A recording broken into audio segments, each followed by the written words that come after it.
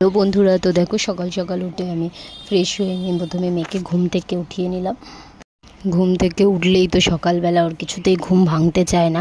দেখো আবারও শুয়ে পড়ছে, এরপর ব্রাশ নিয়ে শুয়ে পড়েছে। এ বাবা, যাও যাও যাও, ব্রাশ করো ব্রাশ। যখন ব্রাশ করতে চলে গেল ওর জন্য একটু টিফিন বানিয়ে নিলাম। টিফিনে ডিম টোস্ট বানিয়েছিলাম।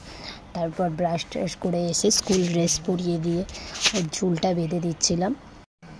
এরপর দেখো দুদিকে দুটো বিনুনি করে দিয়েছি।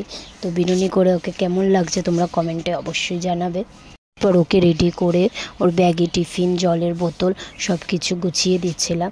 গুছিয়ে দেওয়ার পর ওর জন্য একটু ছাতু গুলে নিয়েছিলাম। ও সকালবেলা ছাতুই খেয়ে যায়।